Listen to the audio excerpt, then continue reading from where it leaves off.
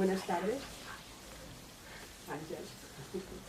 Bueno, hoy tenemos aquí en Barcelona la gran suerte, el buen karma, de que nuestra presidenta nacional, Àngels Torra, pues se puso en contacto con Ricardo Lindemann cuando supo que iba a ir a Lisboa a dar pues bueno, en la Universidad de Lisboa, ya nos explicará él mismo, bueno, no quiero yo ahora comentar nada, y que iba a pasar también por Madrid y dijo, hombre, pues nada, un saltito más y llega hasta Barcelona y así podemos hacer grabar y podemos dar un poco de su sabiduría a todos los que estamos cerca, ya que había cruzado el charco, pues un poquito más. O sea que solamente daros la bienvenida a todas y a todos, y yo la primera por poder estar aquí, que me hacía mucha ilusión desde hace unos cuantos años y que además te había visto de muy lejos porque en aquella época cuando estuvisteis en Roma vinisteis 100, o sea que desde Brasil, o sea que había muchas personas. Bueno, pues muchísimas gracias por estar aquí, estáis, ya sabes, en tu casa para cuando queráis. Y aparte de esto, pues lo que nosotros podamos ayudar en lo que sea, pues para eso estamos. Muchas gracias. Gracias. Y muchas gracias, Àngels. Ja pots fer la presentació. Gracias, Mercedes. Queridos amigos, hoy tenemos un gran privilegio y es que hemos hecho que la montaña vaya a Mahoma. O no sé si es al revés, sí, que Mahoma venga a la montaña. Bueno, no sé, lo que sea. Esto. Sí. Tengo el inmensísimo honor de presentaros a Ricardo Lindemann. Seguro que muchos ya habéis oído hablar de él, le habéis escuchado en alguna charla o sabéis quién es. Él es miembro de la sección brasileña. Me ha dicho que en otra vida o en la vida pasada fue ingeniero civil. Esto pasa, ¿no? O sea, uno en una encarnación pasa como 3 vidas o 4. A ver, entonces entiendo muy bien este concepto de en otra vida.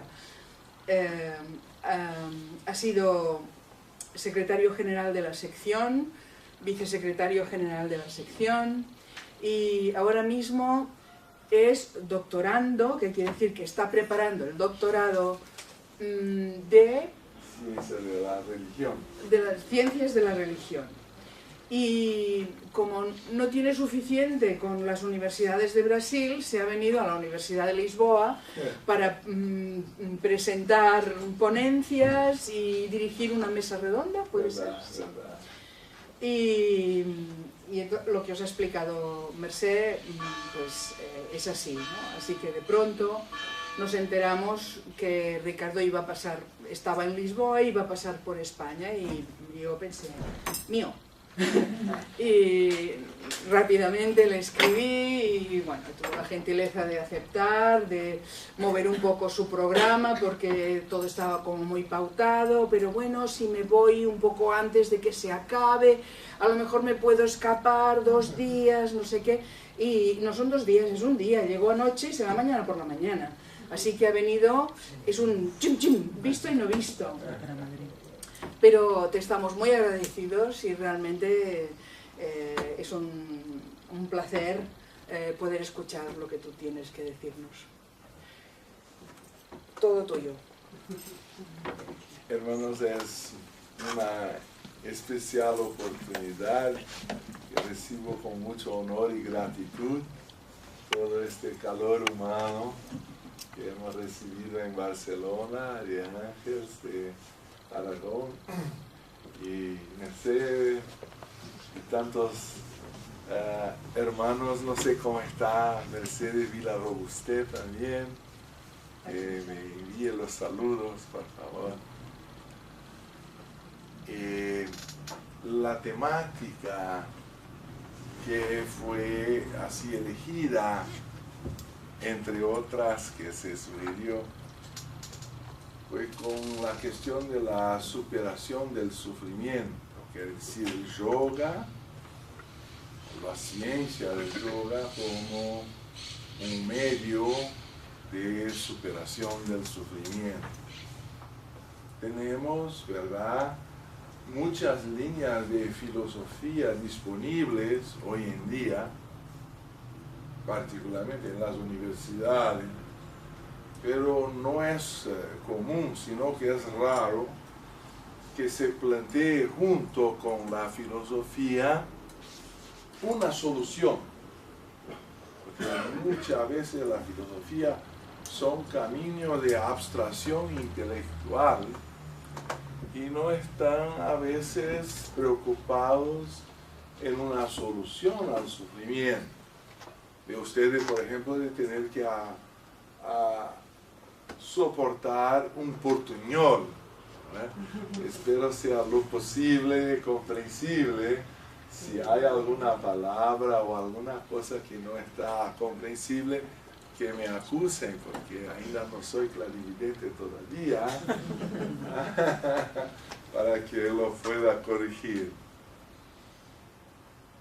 Y me gusta la idea de tomar como referencia la obra que es considerada la fundadora o referencia de este darshana que es llamado el yoga. En sánscrito, drish quiere decir ver. Darshana es punto de vista. Quiere decir las escuelas filosóficas clásicas de India, que están enraizadas en los Vedas, no son concurrentes, no están en una competencia, sino que son consideradas complementarias como diferentes puntos de vista referentes a la vida. Y una de ellas, una de las más antiguas, es el yoga, que significa, el radical sánscrito yud, unir, yoga generalmente traducido por unión, ¿no? Como viene de un indoeuropeo, tenemos radicales comunes, por ejemplo, cónyuge, tiene este yug. Ahí, como el yugo en portugués, por lo menos se emparellan los bueyes para el carro, ¿no es? Aquí también. Entonces, son radicales y vienen de lenguas muy antiguas que están conectadas a la idea de una unión, y que uno de los desafíos de la vida que aparece, por ejemplo, en Platón con la pareja alada, que uno de los caballos se va arriba y otro se va abajo, o como la cuestión también de Krishna en el Bhagavad Gita, que tiene que alinear los caballos, porque uno quiere ir a la izquierda, otro a la derecha, otro arriba, abajo, y ahí ya no se consigue una condición de proseguir el viaje con armonía. Por eso también otra obra que me gusta de Rohit Mehta, el yoga como arte de la integración, porque hay un conflicto en la condición humana que es la origen de su sufrimiento. La causa del sufrimiento, según Platón, es la ignorancia. Y ahí también lo agrega Patanjali. Hay una discusión si Patanjali era más antiguo o menos que Platón. Yo creo que sí, que se vivió a 2600 años. Blavatsky llega a mencionar 2700 años atrás, o quiere decir unos 600, 700 antes de Cristo. Pero hay teóricos en la universidad que lo ponen a 250 antes de Cristo. No vamos a darnos pelear por fecha. Pero la cuestión importante es que él también lo decía, que la causa del sufrimiento es la ignorancia llamada en sánscrito avidya o avidya, porque significa no una ignorancia de falta de conocimiento formal o erudición, sino una falta de autoconocimiento, conocimiento de uno mismo, conocimiento de su esencia espiritual. Y la idea que también aparece en Buda, que decía lo mismo, que la ignorancia y el deseo, su consecuencia, serían las causas del sufrimiento humano, y también Krishna en la Bhagavad Gita, y también Shankara en el Vivekachudamani, y creo también el Maestro Jesús Cristo, cuando nos decía, conoceréis la verdad y la verdad vos libertará. Porque entonces es un tipo de conocimiento que nos hace falta para encontrar esta verdad libertadora. Y por supuesto entonces la ignorancia también es causa del sufrimiento, es causa del mal. Lo más interesante que propone también la teosofía, como decía a Sócrates, que la verdad ya está en nosotros, aun porque la divinidad es omnipresente, entonces tiene que estar en nosotros, entonces hay incoherencia en el sistema, ¿verdad? Entonces que no se enseña teosofía, no se enseña sabiduría. La palabra Sofía en griego, se tiene un buen diccionario, tiene por lo menos doble connotación. La primera, más conocida, es obvio, sería sabiduría. Pero la segunda es habilidad. Y ninguna de las dos se enseña. Ambas se aprenden por la práctica, ¿verdad? Como andar de bicicleta. Mi hijita, que también se llama Sofía, quería sacar aquellas rodillas que se acrecentan a la bicicleta para que no se tome. Que es muy mejor, que en mi tiempo se iba de cara al piso. Ahora ya tenemos una defensa, ¿eh? Y le pregunté, hijita, ¿por qué quieres sacar las rodillitas de esta? Y dice, porque mi amiga ya la sacó. Digo, mira, pero quizá ella sepa ya de manejar la bicicleta. Ahora no lo sé si tú ya estás en condiciones, porque no es porque el otro despertó la Kundalini que estoy yo pronto y también quiero despertar. Las reglas de seguridad son para evitar un accidente. Si no va a salir Kundalini por el oído o no sé qué va a pasar. Cuando vamos a ingresar a un nivel de más energía, hay que saber si ya en el nivel que estamos nosotros somos maestros. Ahí podemos pasar a un nuevo discipulado en otro nivel. Porque la vida termina una maestría, empieza un nuevo discipulado, ¿verdad? Y la verdad está dentro de nosotros. Entonces no hay por qué tener prisa y menos aún de tener que convencer a alguien o querer convertirlo, porque hay que encontrar la verdad dentro de nosotros. Pero el yoga como un método de pesquisa y autoobservación puede no ser una directiva del camino del conocimiento. Ya ahí que muchos han caminado, no como Machado que decía que el camino se hace al andar, pero sino que dentro de nosotros hay una dimensión de energía, hay mundos de libertad que no hemos conocido, porque la mente está proyectada afuera, lo que en sánscrito se llama vikshepa.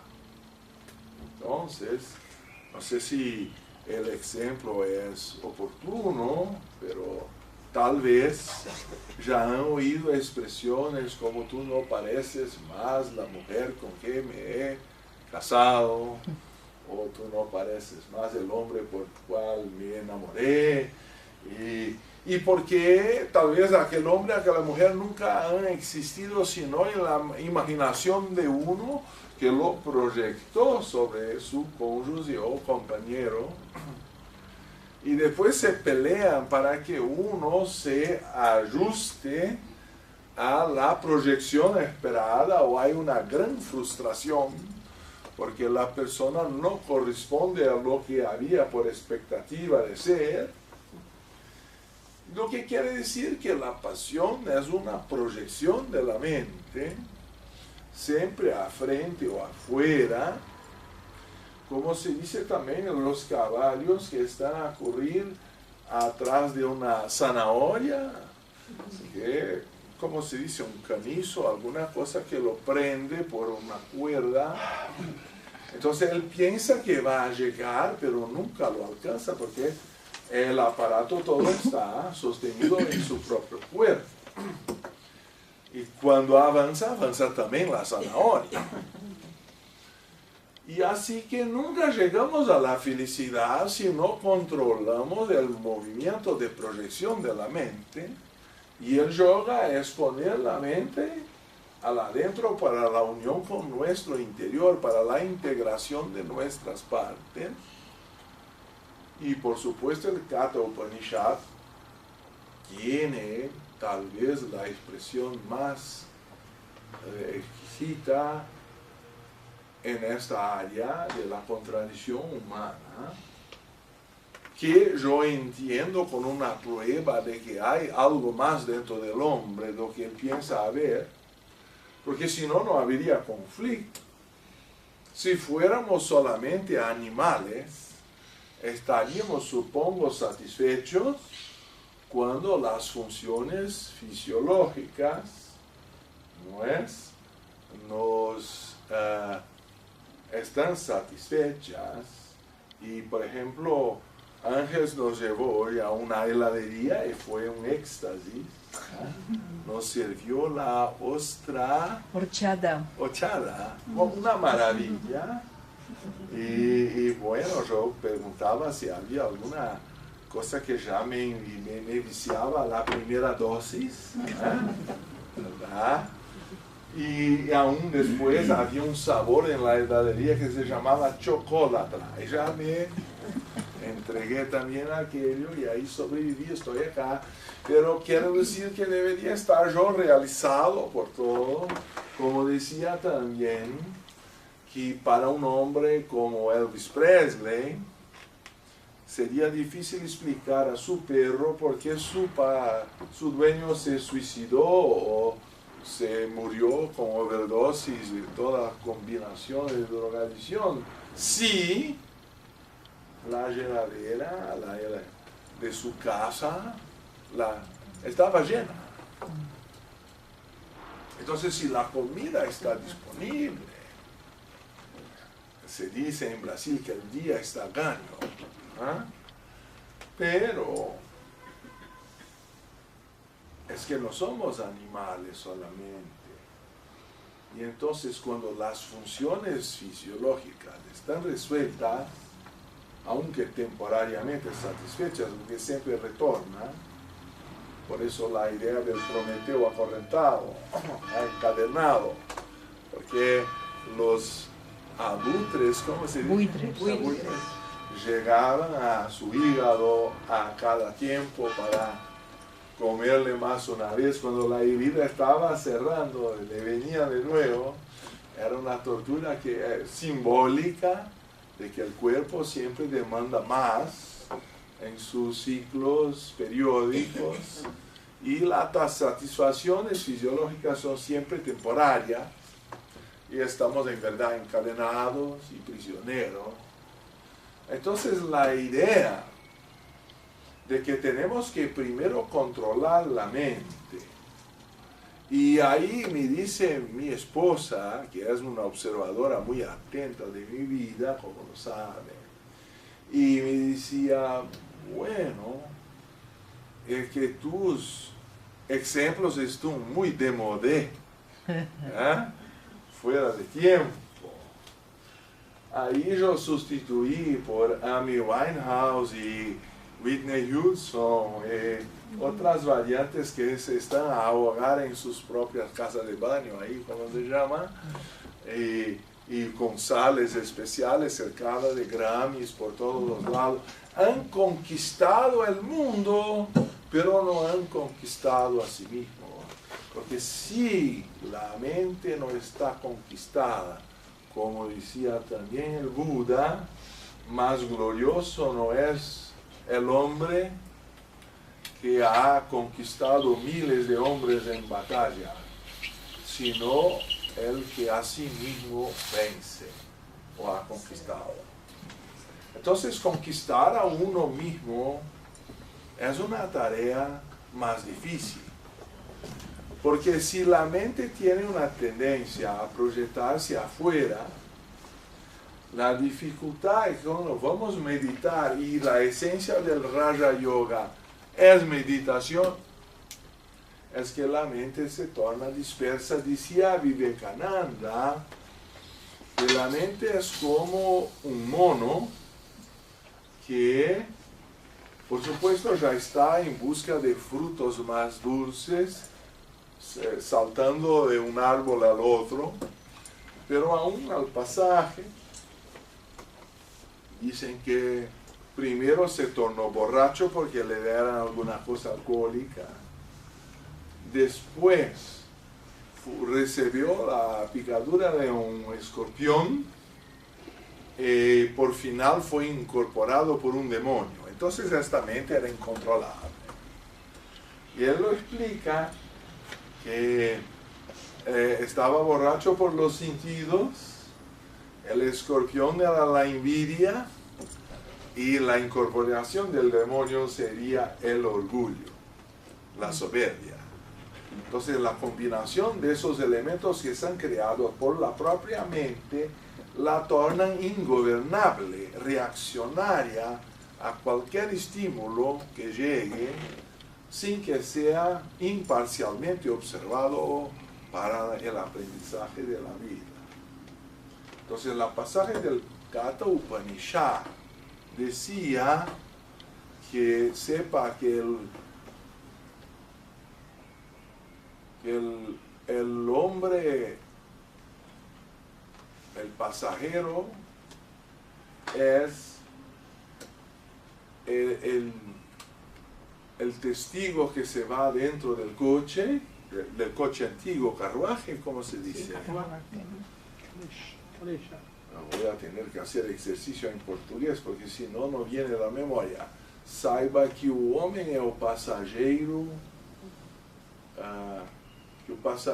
y el cuerpo es el coche. Y que el cochero es la mente y los caballos son los deseos que toman los laberintos de la vida. A ver si saiba que o ser é o passageiro e o corpo a carruagem, o intelecto é o cocheiro e a mente as rédeas. Os sentidos, diz o sábio, são os cavalos, as estradas que percorrem são os labirintos do desejo.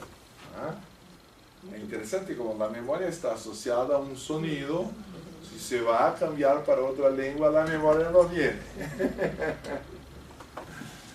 Es por departamentos que la mente mantiene los contenidos.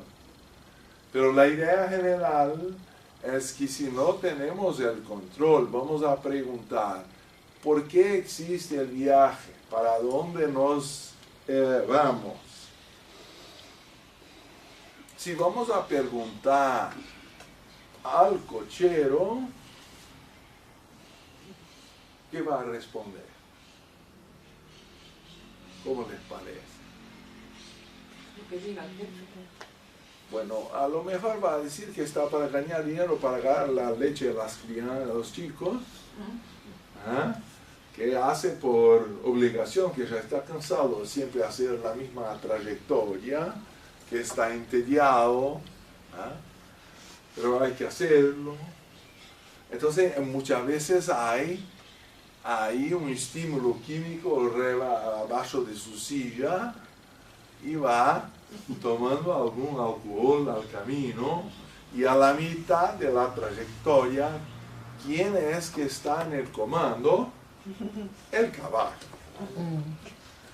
El caballo, a su vez, no tiene interés en la estrada, la vía, porque no puede comerla, le desgasta sus cascos, su pata. Entonces, la primera oportunidad que tiene, su sueño, es salir de la vía de la estrada e ingresar en campos más verdes, de hierba. La hierba más atractiva está siempre al final, al límite de un abismo, porque ahí los otros no han comido. Entonces lo más peligroso es lo más atractivo. Y si por instinto tuviera condición de llevar su peso, verdad que estaría solo y no tendría tanto peligro, pero no tiene cálculo de la carga que está atraído con el carruaje, las valijas, el cochero, el pasajero, más que uno, no sé cuánto, se va todo por abismo abajo porque no tiene la tierra condición de sostenerlo al límite. Y el cuerpo, que sería el carruaje, es siempre lo que paga toda la cuenta. Entonces han dicho que la salud que tenemos es aquella que todavía no hemos conseguido destruir. Porque a veces parece que hacemos todo al contrario de lo que el cuerpo necesitaría para ser saludable. Entonces esta complicación que es el ser humano, parece que estamos luchando contra la vida al revés de ayudarla a alcanzar su finalidad. Y, por supuesto, la idea de que el yoga busca la superación del sufrimiento y tiene como una llave especial que sería su definición de la causa del sufrimiento, que avidya es tomar el no eterno, el impuro, el mal y el no atma, como siendo el eterno, el puro, el bien y el atma o el espíritu. Es decir, un estado de confusión, de tomar una cosa por la otra. No es así un miraje que toma algo que no hay. Es que tomamos la corda como la serpiente. La corda, sí. Cuerda. Llegué pierdo. Cercano. La idea es que por detrás de toda ilusión hay una parte de la verdad. Si no hubiera parte de la verdad por detrás de la ilusión, no sería la ilusión tan poderosa. Pero la discriminación, o me gusta más el discernimiento, por lo menos me han dicho que cernidor en español es una capacidad de separar los granos gruesos de los más sutiles, y en portugués cerne es el corazón de un árbol. Entonces se separa la cáscara de su esencia. Son maneras de discriminar lo esencial de lo superficial, aletheia de doxa o verdad de apariencia. Me gusta mucho la palabra verdad en griego, que es aletheia, porque el letos es el río del esquecimiento, del olvido, según Platón en la República, y su planicie. Y quiere decir que aletheia es un desolvido.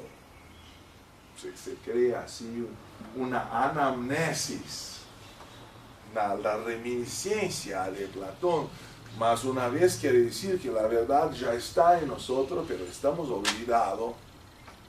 Y las técnicas del yoga intentan tranquilizar la mente para que la verdad pueda aparecer.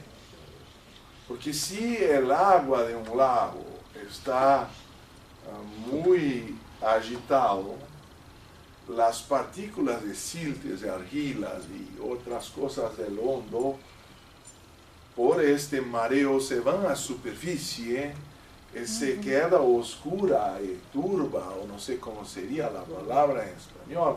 No conseguimos mirar en profundidad y lo creemos que el agua es solo eso, pocos centímetros, cuando la verdad que nuestro ser tiene profundidades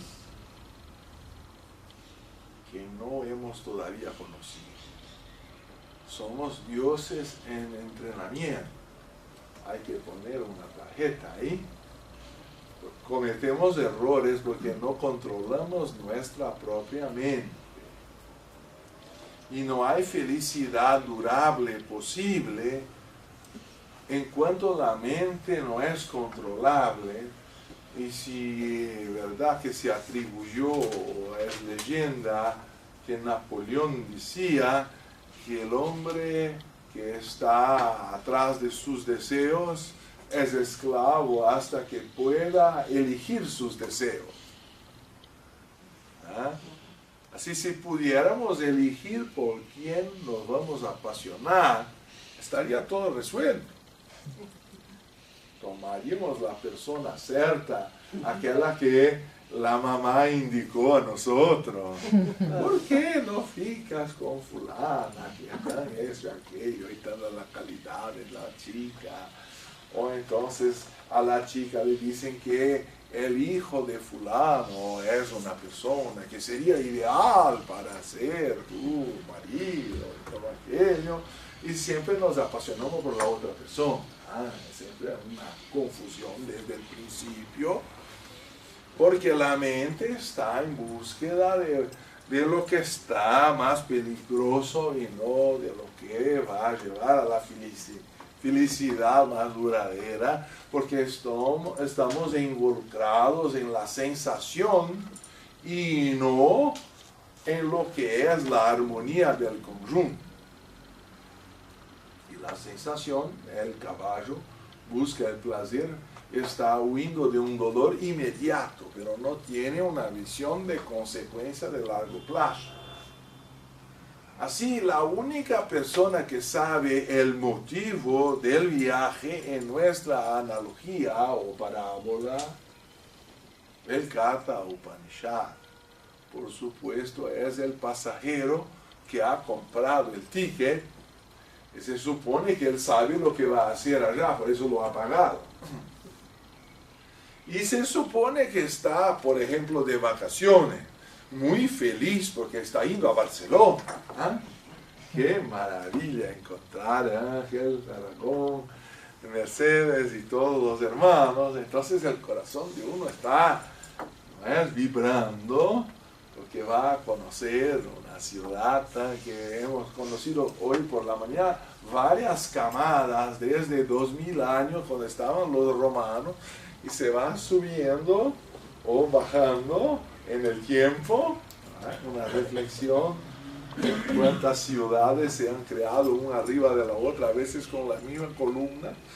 De un templo se hace una iglesia, después puede ser una sinagoga o convertirse en una mezquita. Ahora ya tenemos también un prefecto, se dice, mayor de Londres, que es musulmana. Entonces la Europa está necesitando de filosofía y diálogo interreligioso, porque necesitamos encontrar la verdad más allá de las cáscaras y superficies religiosas, para que podamos encontrar la paz. Eso también una necesidad social. Decía la señora Aragonía, esta presidente anterior, que tenemos, claro, el poder de destruir la humanidad 200 veces con las armas que tenemos. se gasta $1.000.000 por minuto en armas para que van a morir al mismo tiempo 40.000 chicos al día de hambre. No, a UNESCO dice por problemas derivados de la subnutrición en el mundo en desenvolvimiento o desarrollo. ¿Ah? Para cada chico que se va a morir de hambre corresponden $36.000 que se van a las armas, que no son utilizadas para tiro a los platillos en campos de diversión. La utilidad de las armas es otra. Pero lo utilizo como la importancia de que miremos por qué este señor Patanjali enumeró los motivos por los cuales debemos practicar la meditación y conquistar nuestra mente, porque la dificultad inicial es tan grande que se aburren, desisten, abandonan la pelea y se van más una vez a búsqueda de intereses mundanales. Porque es más fácil conquistar el estímulo de afuera do que la maestría de adentro. Quizá puedo dar una reflexión. ¿Qué es una emoción? Por supuesto que no hay acá exactamente chicos, y ya tenemos experiencia para saber lo que es una emoción. Pero en verdad que en general no sabemos verbalizarlo. Entonces, si para controlar una emoción, supongo que tengamos que saber lo que ella es. Y la emoción, emotion, es un movimiento de dentro a afuera, como el prefixo ex, exteriorización. Entonces uno siente aquella presión en las vísceras o se quedan sin estímulo al hambre o sube para el corazón y esa presión lo hace acelerar los batimientos cardíacos, llega ahí a nuestra garganta, ya no conseguimos hablar, nos faltan palabras, si llega entre los ojos empezamos a llorar y se pasa por arriba, lo caímos desmayado, perdimos la conciencia. Todo eso la emoción producir, y cuando va abajo se va uno al baño porque la situación se queda difícil. Es decir, no tenemos control de esas fuerzas que se somatizan, y aún Platón nos decía en la República, el libro 10, que después de la muerte se recibe en décuplo por lo que se ha hecho. Lo que sugiere que la emoción es 10 veces más intensa en su propio plan, que llamamos astral o emocional, porque a 90% es consumido en la transición del mundo emocional para producir efecto cuando tenemos conciencia vigílica o en el cuerpo físico. Para producir una emoción en el nivel físico hay que producir adrenalina, vasoconstricción, uno se queda pálido, o sea, la emoción es al contrario, la vasodilatación, quedamos rojos y todo pasa con sudores y glándulas en funcionamiento que consumen por el sistema nervioso descargas eléctricas en el cerebro y por toda la distribución, como si por hipótesis se consumiera 90% de la energía en estos aparatos físicos para que se produciera una transformación en la conciencia del vigilia. Por supuesto, después de la muerte, o en condiciones que al revés de drogadicción abren algunas puertas de percepción, tenemos mucho más intensidad. Solo que de maneras como por las drogadicciones y químicos, producimos efectos que tienen consecuencias muy dañosas para el cuerpo físico. Entonces, obtener esa expansión a costas de la salud no sería racional, aunque muchos jóvenes toman, y a veces personas con más edad también, toman esas direcciones desesperadas por intensidad. Pero el yoga tenta producir por el control de la mente una expansión de conciencia. Al principio es muy difícil porque toda la tendencia de la mente está como para buscar la zanahoria afuera y no para percibir que se está proyectando la felicidad afuera, porque no tenemos contacto con la lámpara que somos nosotros. Y la mente está acostumbrada solo a proyectar imágenes afuera, pero el reino de Dios, el reino de los cielos está dentro de nosotros. Ya nos decía el maestro. Entonces, la grandeza de la teosofía es nos demostrar intelectualmente al principio, y después depende de la práctica de cada uno, descubrir el universo de potencialidades que todavía como dioses en entrenamiento no sabemos utilizar. Y el yoga ahí empieza a nos decir, por segundo Patanjali, las 4 condiciones que tornan la vida así miserable, en cuanto este control no existe. Entonces él hace una comparación. La primera causa es parinama, llamada la mudanza o el cambio. En español creo que se utiliza la palabra cambio. A ver cómo ha traducido el aforismo 215 don Walter Ballesteros en Colombia.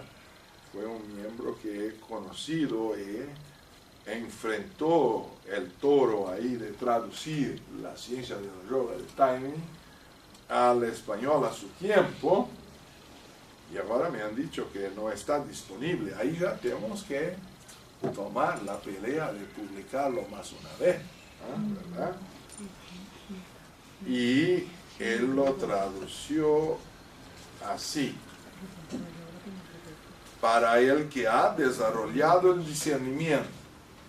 Entonces, comparativo para aquel que ha encontrado este control de sabiduría dentro de sí mismo, todo es aflicción. A veces se traduce también por miseria, o klesha es más traducido por aflicción, debido a los dolores que resultan del cambio. Ahí el primer, la ansiedad sería tapas, las tendencias, que él no define aquí, yo preferí poner como tendencias a hábito o habituación, que ahí ya he creado también un neologismo en portugués. Como también debido a los conflictos entre el funcionamiento de los gunas y las modificaciones mentales, llamadas en sánscrito los vritis. Entonces es una definición un poco filosófica a la cual estoy preparando a ustedes con algunas analogías para que podamos profundizar estos 4 puntos. El primero me parece más sencillo de comprender, porque supongo todos ustedes sepan que la mudanza, el cambio es inevitable, y la materia atómica constituida de cambios de interacciones materiales está siempre en actividad, como si fueran granos de arena, y hacemos castillos y viene la ola. No sé si es eso que significa el edificio acá, porque hay una cosa con ola en el título. El título. Sí, el nombre del edificio. ¿Este? Sí, ¿cómo se llama? Bueno, no hace tanta diferencia. Cuando se van a su casa, mira el nombre de... Vale. ¿Cómo se llama este edificio? Alguna cosa como Ola, con O-L-L-A, pero no sé si significa lo Torrent mismo. de l'Olla. ¿Sí? Olla. calle. Una olla es un caldero. La calle. Una cacerola. Un caldero. Ahí está bien, me gusta la idea, porque estamos en alta temperatura en la vida y al final estamos cocinando. ¿Ah? Después se distribuye a los elementos primordiales. Sí, sí. ¿Ah? Porque dicen que una rana está puesta derecho en una agua caliente, salta afuera. Ajá. Pero si se pone un calderón que va calentando a los pocos, como tiene poca sensibilidad a temperatura, no lo percibe y se queda cocinada sin lo saber. Así estamos envejeciendo a cada día y nos preparando para morir sin saber cuándo será. Entonces este cambio culmina con la muerte. Entonces la muerte es el último cambio del cuerpo y por supuesto sería el motivo máximo para que empecemos la práctica del yoga, de preferencia aún cuando estamos vivos. Después se puede proseguir otras técnicas, pero no esta. Si no, vamos a tener que regresar para empezar más una vez. ¿Y por qué no es posible controlar los vehículos sin el cuerpo? Porque se quedan 10 o más veces descontrolados después de la muerte, por lo que hemos introducido de Platón. Entonces sí, con esta mortalia se podría decir de carne, que es una especie de amortecedor de vibraciones. En cuanto estamos vivos, no conquistamos el control de la mente, quizá vamos a tener que reencarnar porque sin el cuerpo como amortecedor no conseguimos el control mínimo. La mente se torna muy más dispersiva, creo que sepa, cuando estamos durmiendo, no tenemos control de la conciencia. No es que no haya ninguna conciencia, pero el control es poco.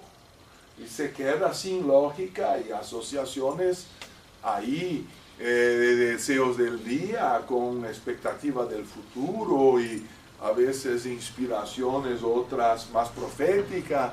Todo se pone junto en el calderón y si al despertar no se sabe que a dónde está el principio y el final. Eso se llama el sueño, ¿verdad? Entonces, cuando estamos con la conciencia de vigilia, el cuerpo completo y con condiciones de salud, es posible ordenar la mente porque el cuerpo y su mortalia de carne hace como un freno a las vibraciones más extrañas. Y también que si no tenemos control ningún, el cuerpo se va a quedar en condiciones de dolencia como si fuera un pararrayo, sería. Sí. Porque cualquier tempestad que hay en el alma, ya decía Hahnemann, el creador de la medicina homeopática, que el alma adolece antes del cuerpo. ¿Ah? Y que el cuerpo, voy a interpretar, es un pararrayo de las tempestades del alma. Y es una mortalia necesaria para que aprendamos a controlar las emociones y el pensamiento que es su causa, porque la emoción es la mistura del sensorial con la memoria. Eso está en este libro magnífico que he encontrado ya doble o triple en tu casa, a casa de Ángel. Tiene los mismos libros en diferentes habitaciones. Ella dice que es una trampa para que uno se entusiasme a leer. Entonces se empieza un capítulo a la sala, se después va al cuarto, continúa con el próximo. Me gusta la trampa. Él lo define como el sensorial Si fuera solo una sensación, puedo dar un ejemplo a usted. Estaba yo dando una plática en Río de Janeiro que a lo mejor eran pagas, lo que no es muy común a los teósofos que nos donamos a la sociedad, pero aquel tiempo el Banco de Brasil hacía una intervención nacional del Estado. Bueno, ahí no se queda necesario aceptar. Pero entonces teníamos una señora, una anfitriona, que nos llevaba de taxi hasta el lugar. Todo con mucho honor, pompa y circunstancia. Estábamos ya para la foto. Y al ingresar en el taxi, tocaba por el radio una música, Killing Me Softly with the Sun, con Roberta Fleck. Yo creo que conocen. ¿Ah? Y ahí yo dijo, más mira que me gustaba mucho esta música para danzar más cerca. Y ahí me dice el motorista así, con los restos colados. ¿Ah?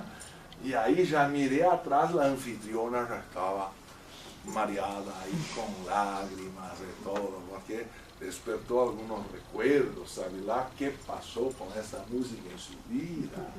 Y yo no sé qué pasaría también con ustedes, porque ya están transformados los rostros de ustedes también. ¿Ah? Entonces, la memoria es el segundo factor que está asociado a la emoción. Fuera solamente la sensación auditiva, cuando el taxi se fue, y digo a ustedes, por sinceridad, no hemos robado el radio, entonces la música se fue también. Pero como ahora no está tocando la música, y yo invoco la memoria de ustedes, ya el efecto emocional se inicia mismo sin el estímulo sensorial, porque evoca un estímulo que ya han experimentado antes. Entonces hay dos maneras de producir una emoción. Por el estímulo sensorial externo, que para la mayoría de las personas significa dinero, se compran los estímulos sensoriales, se compra la lujuria, se compra la gula, ¿cómo se llama? Gula. Todos son estímulos que se pueden comprar con dinero. El amor no, pero la lujuria sí. Y así, los estímulos por la sensación externa se pueden conquistar por el mundo, por el dinero. Pero la gran conquista es controlar la emoción por la memoria y el control de la concentración de las imágenes. Porque ahí se proyecta, y hemos hecho un pequeño ejercicio. Si tenemos una fotografía de una persona querida y la fijamos, ya la emoción empieza como una semilla a brotar. Si sabemos cultivar la emoción a Dios, despertamos la devoción. La devoción es una de las cosas maravillosas, porque Dios nunca va a estar con dolor de cabeza, o hoy no voy a hablar contigo, estoy malhumorado. Si hay un problema en la relación con el superior, es de nosotros. Nunca va a fallar. Entonces, el yoga preliminar es devoción, autoestudio y práctica de austeridad diaria, que implica por lo menos un cierto control de lo que comemos, de lo que bebemos, porque por supuesto si estamos con muchas toxinas, tomando alcohol y fumando, ya la mente, la función del cuerpo para calmar, ya no está más funcionando. Nos ponemos a dormir y meditación no es roncarse uno, como se dice, hacer sonido, porque dormimos. Bueno, entonces estos cambios se quedan controlados cuando iniciamos el Kriya Yoga, el yoga preliminar, con un cierto control del físico, del emocional y del mental. Y si aprendemos a concentrar la mente, podremos elegir las emociones que vamos a tener, al revés de ser elegido por ella. Eso está en este magnífico libro, Magnífica Trampa, el conocimiento de sí mismo, del Dr. Tainini, que tiene unos colores muy atractivos, verde, amarillo, parece la bandera de Brasil. Ay, qué cosa hermosa, las mismas cosas, las 4 colores de la bandera de Brasil que está, entonces es muy mejor de lo que pensaba yo. En la edición española que mucho tengo honor de presentar. Si no han leído, lo hagan, por favor, antes de morir, porque después va a dar más trabajo. Y no dejen a la última hora que puede llegar la catarata. Ahí algunos miembros de la sociedad compran primera cosa, reciben el diploma y la doctrina secreta lo compran. Ahí abren el primer volumen y ya en el premio encuentran alguna dificultad. Ahí digo, no, cuando soy jubilado, ahí voy a tener tiempo para eso. Ahí lo ponen en un estante, compran ese espanador de polvo y todos los días hace un culto para el día que van a leer. Y cuando llegan a la edad de jubilación, ahí ya están con catarata, no consiguen más leer nada. ¿Ah? ¿Se llama catarata? Sí. Ahí está. Cuando en español yo tengo duda y pregunto, está cierto, es la misma palabra. Cuando no pregunto, está errado. Es otra palabra. Pero está muy cerca del portugués, ¿verdad? Entonces, la segunda palabra es ansiedad. Tapa. La tercera samskara es tendencia a habituación. Crear hábitos, surcos mentales.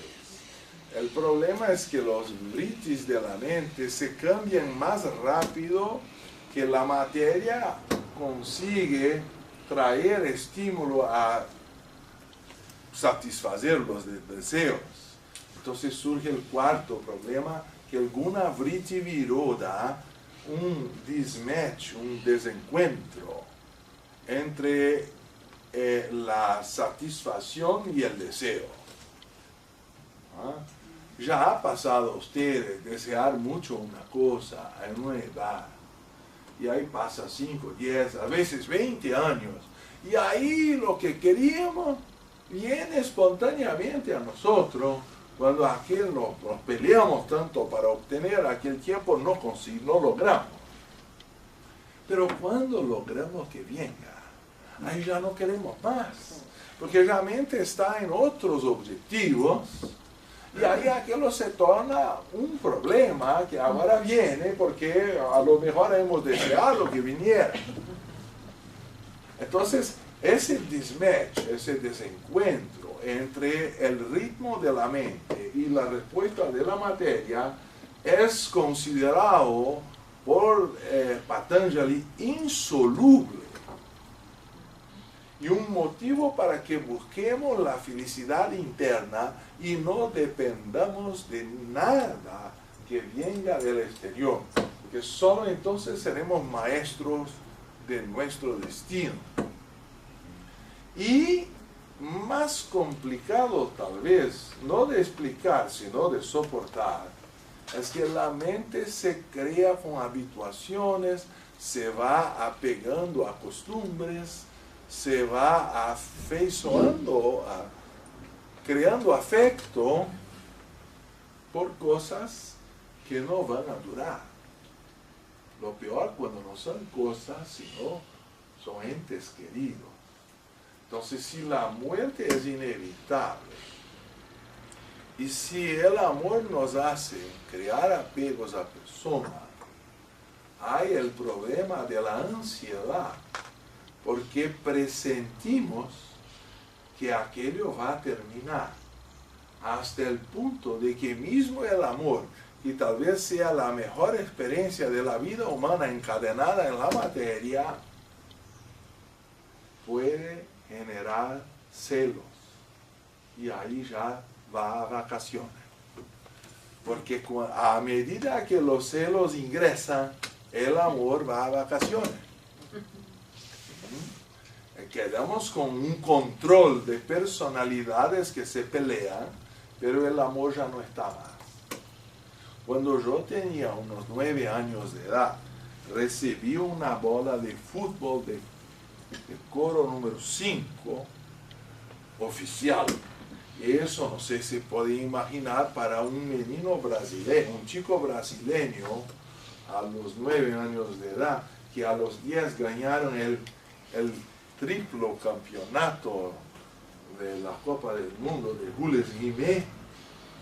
Entonces uno con Pelé aún jugando, era así la apoteosis de un chico brasileño ver aquello todo simultáneamente. Fue un año increíble, el hombre llegó a la luna y al año siguiente Brasil se tornó tricampeón. Entonces estaba en la gloria. Y la foto figurando la pelota esa, parecía que yo tenía la posesión del mundo.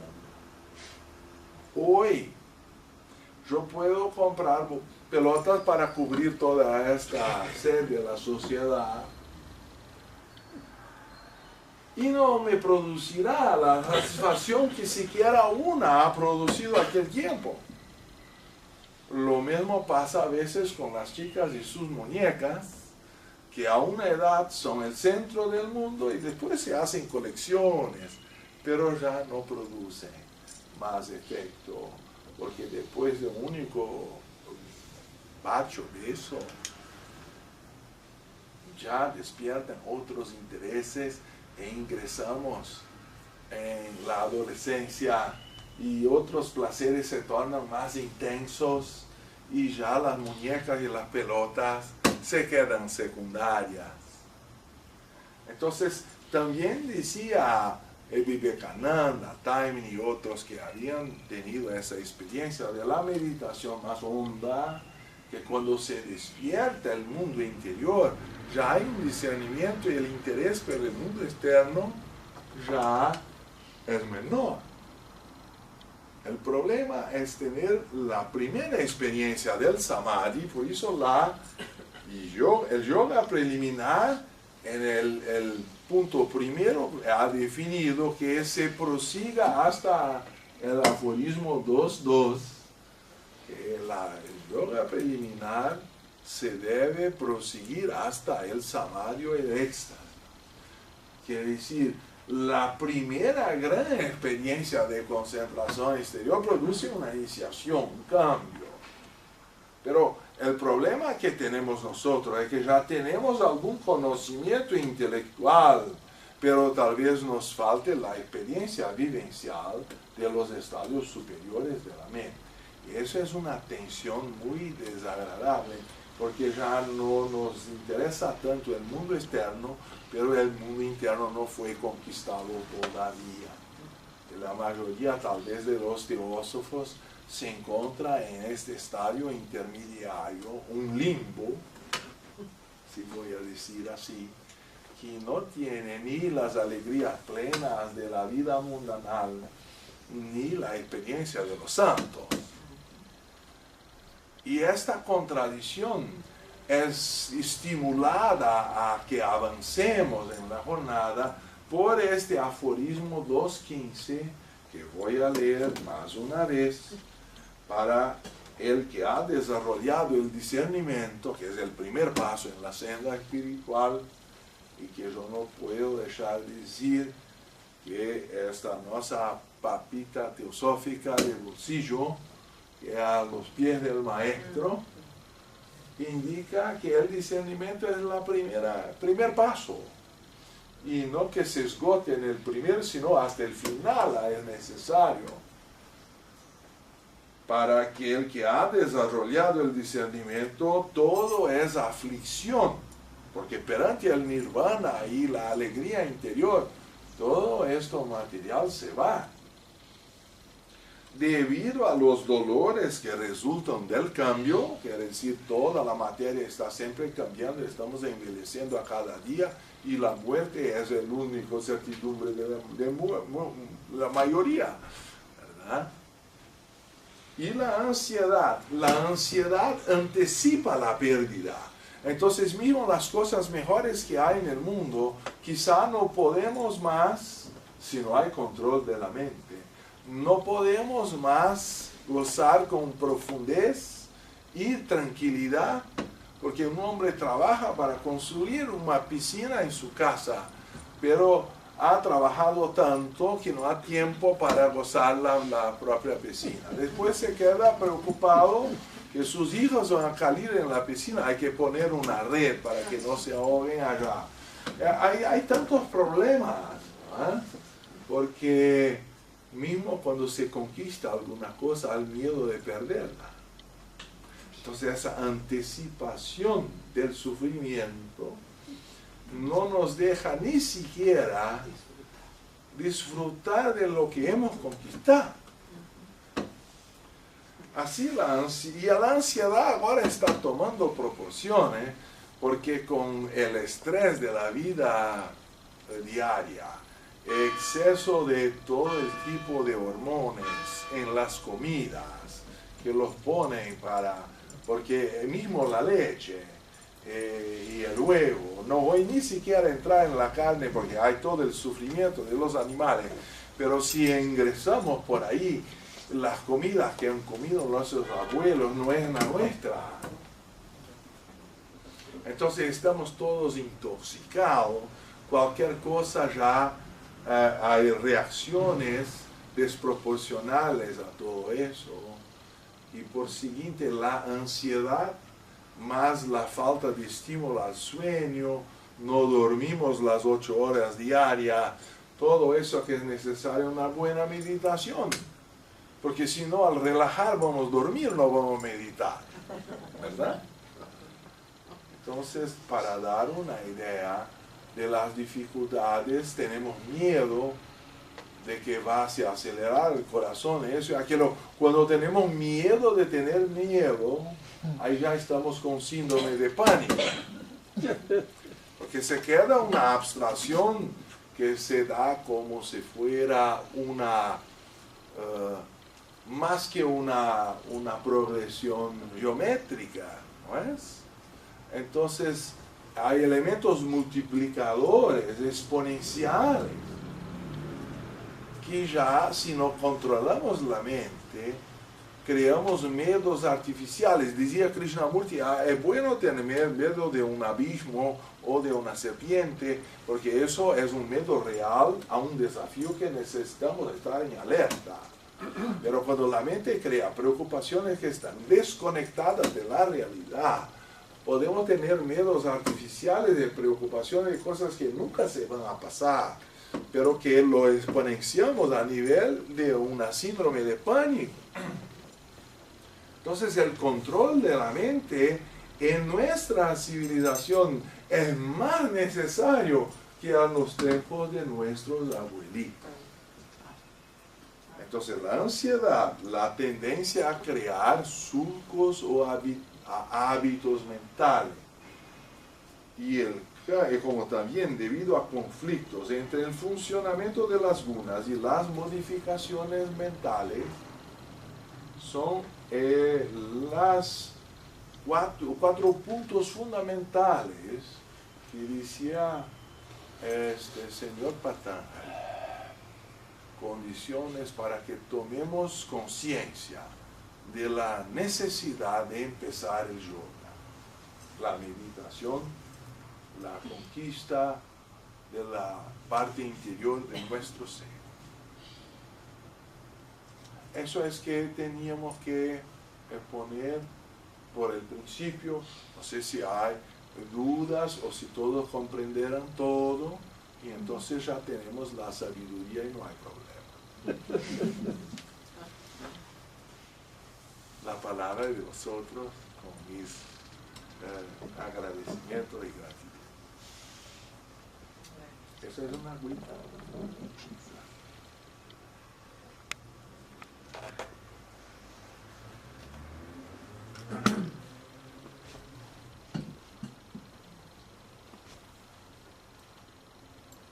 Hemos podido comprobar que eres un apasionado de la teosofía y del yoga. Entonces, estas reglas que nos has dado y que me parece que más o menos todos vamos practicando, parece que no tenga fin el resultado, no llega nunca a este resultado. Entonces mi pregunta sería, ¿cómo podrías tú indicarnos cuál fuera la manera más eficaz para que hubiera, aunque un solo mínimo de resultado, en cuanto uno enfoca seriamente la meditación? Bueno, Aragón, la vergüenza es decirte que los mejores estados de meditación que he conquistado a la mirada externa parecían totalmente casuales. Pero creo que las reglas ayudan a crear estas condiciones cumulativamente.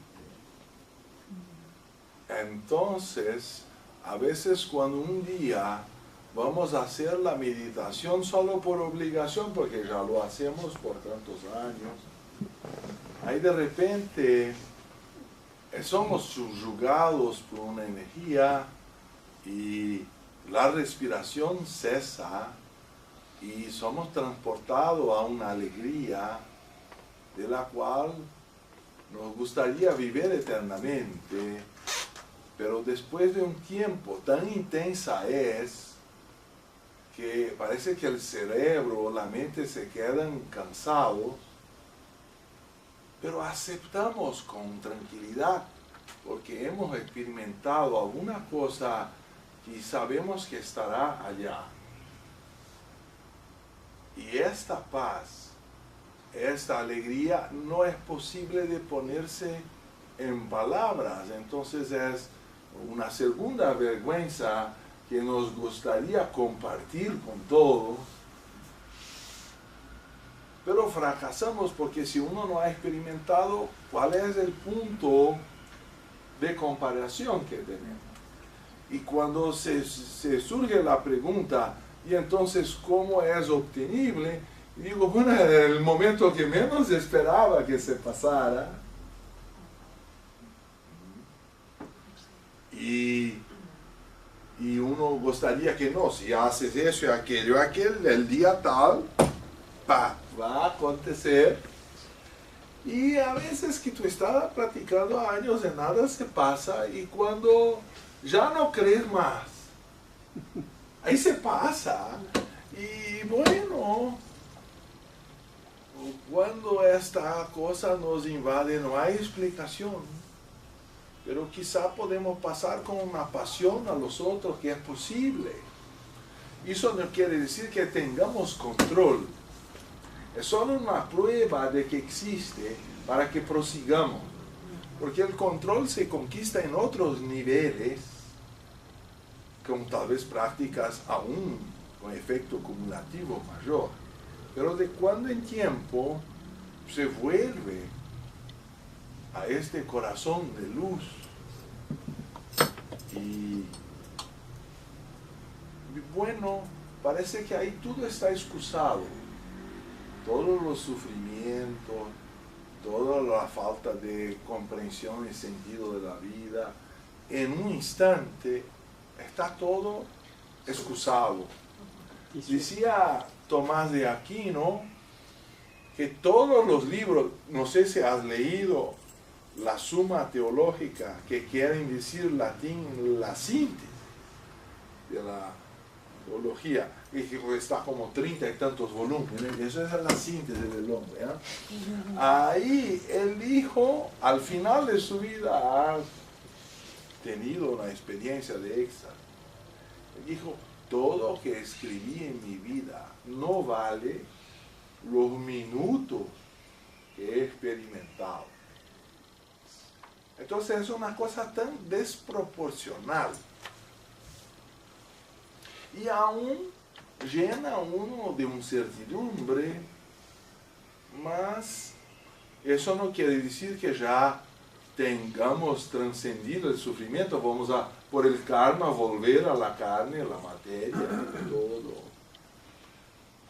Pero es una anamnesis.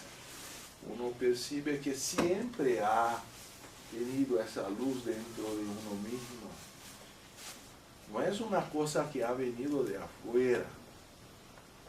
Es un bálsamo que viene de adentro y deja un olor, un perfume que va a los pocos nos contaminando de una personalidad gruesa, rude, en alguna cosa homeopáticamente mejor. No sé si he respondido, a lo mejor he expuesto mi incompetencia en responderte. No, Pero, muy bien, has contestado. Sí. Otra pregunta.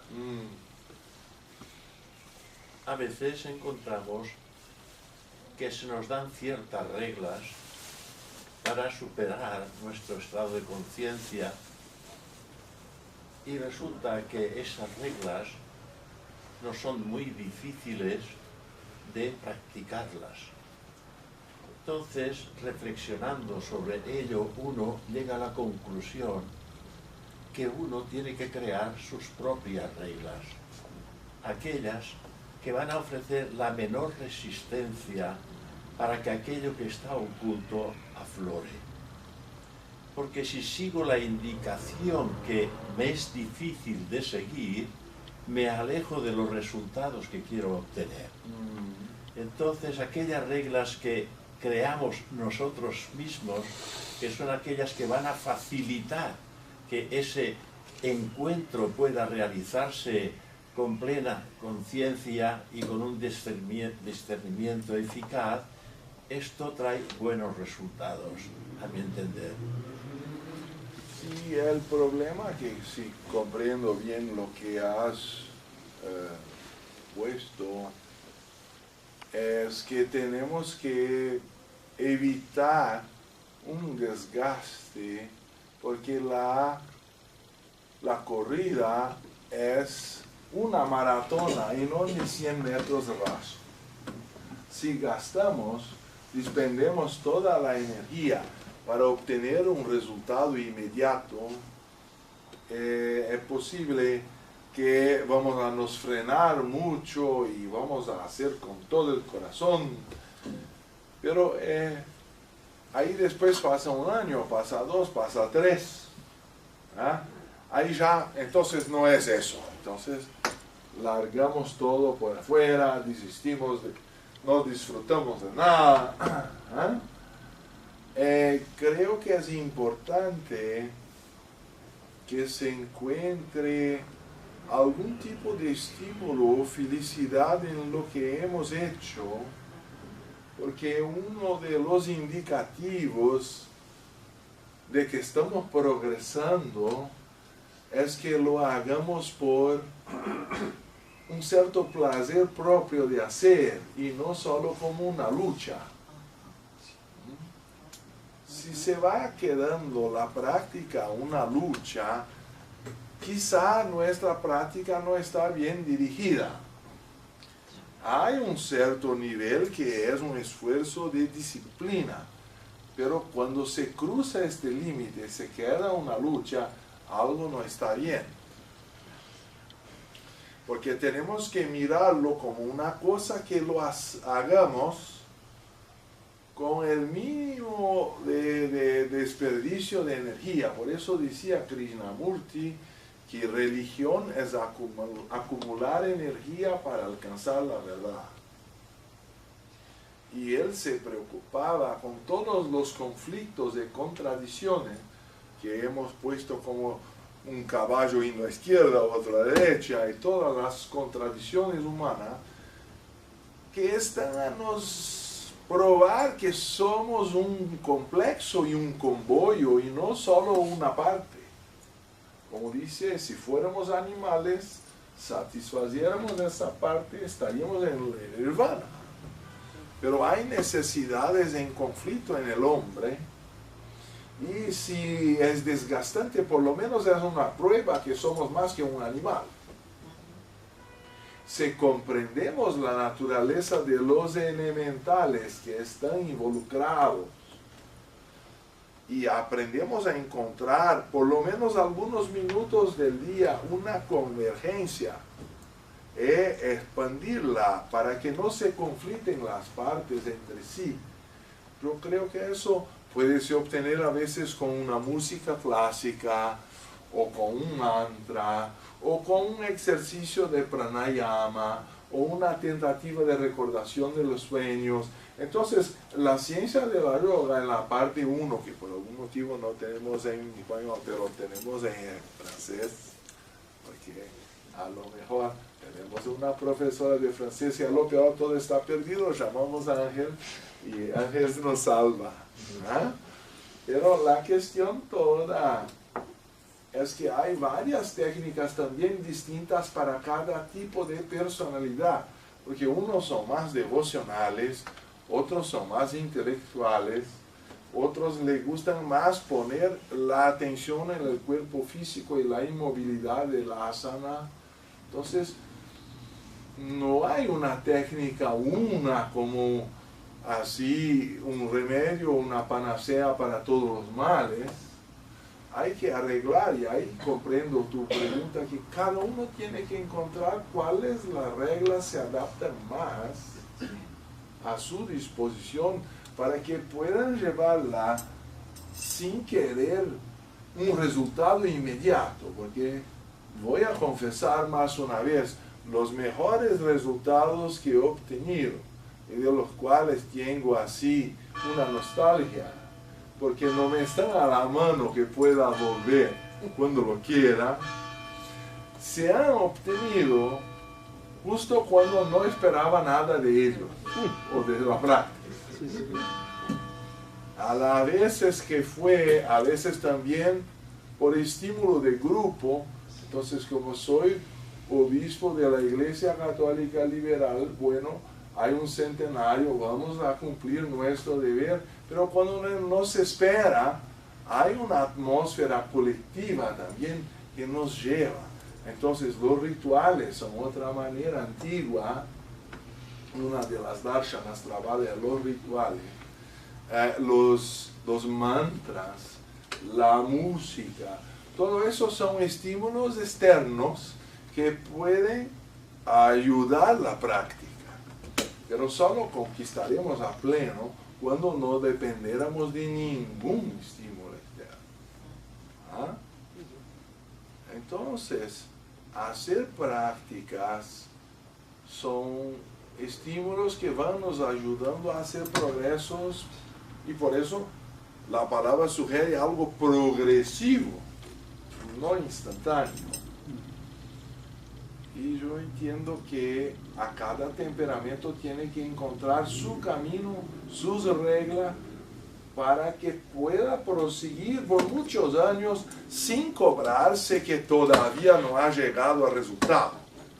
La esencia de la Bhagavad Gita es aprender a hacer la acción renunciando a sus frutos. Entonces me gusta lembrar que la autobiografía de Pelé, el gran jugador brasileño de fútbol, él decía que empezó con juegos de bola de media, ¿se dice?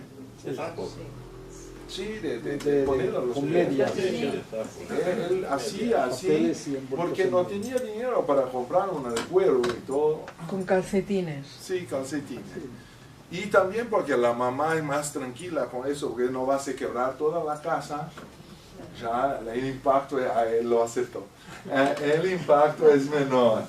Cuando el chiquito está así jugando dentro de su casa, todavía no sabe ni siquiera los números, no sabe contar quién está ganando o perdiendo.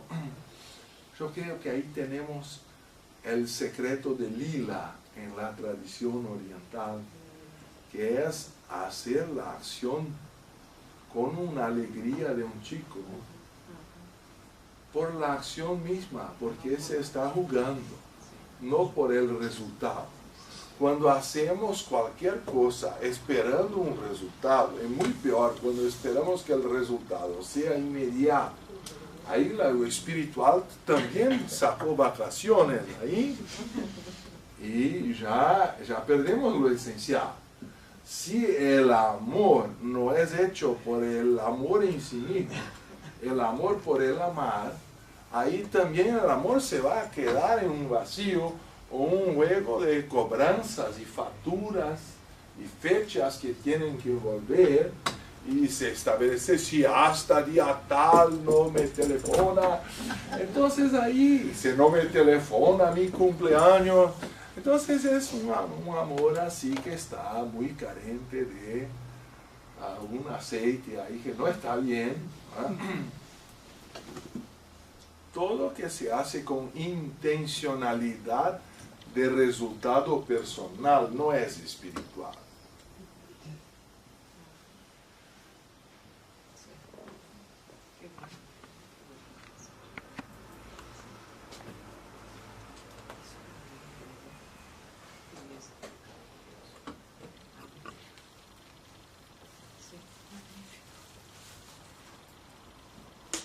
Creo que es la hora de dar exposición de nuestra gratitud a Ángel, de todo que nos oportunizar en ese espacio.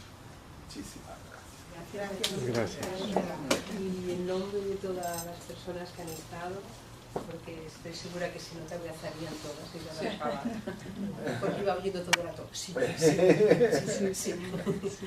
Porque aparte de que el portañol que tienes es más español que portugués, la verdad es que se entiende perfectamente, pero aparte de esto es que el sentir y captar lo que estás diciendo, como es un sentir de cada uno, pues por eso no habían preguntas, porque yo creo que ya es intentar vivir esto, que es lo que todo el mundo está intentando vivir. O sea, solamente puedo dar las gracias a ellas, de verdad, para las personas que hemos podido venir aquí, y las gracias de todas las personas que puedan tener el vídeo donde sea para poderlo volver a escuchar. Y quizás si el año que viene vamos a tener el Congreso Europeo y mi planeo, quizás podemos dar un curso a la secuencia, porque el Congreso es una correría, pero si pudiéramos hacer algún workshop o cosas así, quizás. Perfecto. Yo creo que ya te decimos que sí, la hora ya estamos en la agenda. La agenda directamente. Para agosto entonces. Acordaros que ya lo ha dicho, ¿eh? Sí. Ha quedado ya. ¿No ha quedado grabado? Eso sí que está apuntado. Está grabado, ¿eh? Una buena disposición es tuya. O sea que nosotros estamos encantados. Son ideas que vienen a la mente y podemos concretarlas. Muy bien, pues muchísimas gracias. Abajo, o como la cuestión también de Krishna en el Bhagavad Gita, que tiene que alinear los caballos, porque uno quiere ir a la izquierda, otro a la derecha, otro arriba, abajo, y ahí ya no se consigue una condición de proseguir el viaje con armonía. Por eso también otra obra que me gusta de Rit Mehta, el yoga como arte de la integración, porque hay un conflicto en la condición humana que es la origen de su sufrimiento. La causa del sufrimiento, según Platón, es la ignorancia. Y ahí también lo agrega Patanjali. Hay una discusión si Patanjali era más antiguo o menos que Platón. Yo creo que sí, que se vivió a 2600 años. Blavatsky llega a mencionar 2700 años atrás, o quiere decir unos 600, 700 antes de Cristo. Pero hay teóricos en la universidad que lo ponen a 250 antes de Cristo. No vamos a darnos pelear por fecha. Pero la cuestión importante es que él también lo decía, que la causa del sufrimiento es la ignorancia llamada en sánscrito avidya o avidya, porque significa no una ignorancia de falta de conocimiento formal o erudición, sino una falta de autoconocimiento, conocimiento de uno mismo, conocimiento de su esencia espiritual. Un placer poder escuchar lo que tú tienes que decirnos. Todo tuyo. Hermanos, es una especial oportunidad que recibo con mucho honor y gratitud todo este calor humano que hemos recibido en Barcelona, de Ángeles, de Aragón, y Mercedes, y tantos hermanos, no sé cómo está Mercedes Villarrobusté también, que me envíe los saludos, por favor.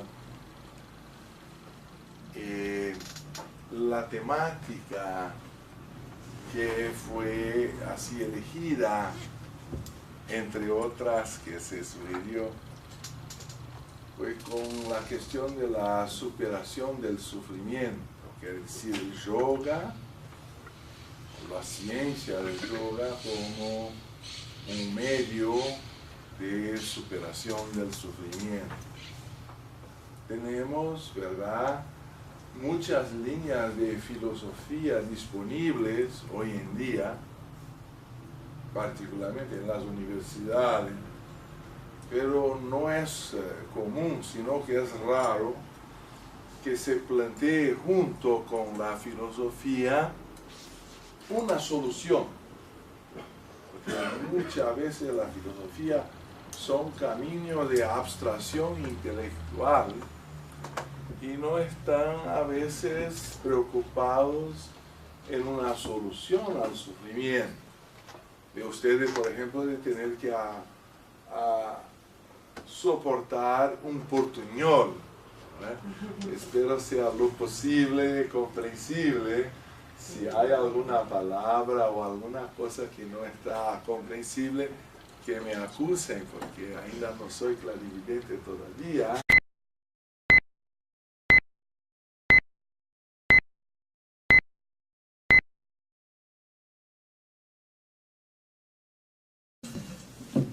Buenas tardes. Bueno, hoy tenemos aquí en Barcelona la gran suerte, el buen karma, de que nuestra presidenta nacional, Anja Astorra, pues se puso en contacto con Ricardo Liederman cuando supo que iba a ir a Lisboa a dar pues bueno, en la Universidad de Lisboa, ya nos explicará él mismo, bueno, no quiero yo ahora comentar nada, y que iba a pasar también por Madrid, y dijo, hombre, pues nada, un saltito más, y llega hasta Barcelona, y así podemos hacer grabar y podemos dar un poco de su sabiduría a todos los que estamos cerca, ya que había cruzado el charco, pues un poquito más. O sea que solamente daros la bienvenida a todas y a todos, y yo la primera por poder estar aquí, que me hacía mucha ilusión desde hace unos cuantos años, y que además te había visto de muy lejos, porque en aquella época cuando estuvisteis en Roma vivisteis 100, o sea que desde Brasil, o sea que había muchas personas. Bueno, pues muchísimas gracias por estar aquí, estáis, ya sabes, en tu casa, para cuando queráis. Y aparte de esto, pues, lo que nosotros podamos ayudar en lo que sea, pues, para eso estamos. Muchas gracias. Gracias. Y muchas gracias, Anja. Ya pues, la presentación. Gracias, Mercedes. Queridos amigos, hoy tenemos un gran privilegio, y es que hemos hecho que la montaña vaya a Mahoma. O no sé si es al revés, sí, que Mahoma venga a la montaña. Bueno, no sé, lo que sea. Esto. Sí. Tengo el inmensísimo honor de presentaros a Ricardo Lindemann. Seguro que muchos ya habéis oído hablar de él, le habéis escuchado en alguna charla o sabéis quién es. Él es miembro de la sección brasileña. Me ha dicho que en otra vida o en la vida pasada fue ingeniero civil. Esto pasa, ¿no? O sea, uno en una encarnación pasa como 3 vidas o 4. A ver, entonces entiendo muy bien este concepto de en otra vida. Ha sido secretario general de la sección, vicesecretario general de la sección y ahora mismo es doctorando, que quiere decir que está preparando el doctorado de las ciencias de la religión. Y como no tiene suficiente con las universidades de Brasil, se ha venido a la Universidad de Lisboa para presentar ponencias y dirigir una mesa redonda, ¿puede ser? Sí. Y lo que os ha explicado Mercé, pues es así, ¿no? Así que de pronto nos enteramos que Ricardo iba a pasar, estaba en Lisboa y iba a pasar por España y yo pensé, mío.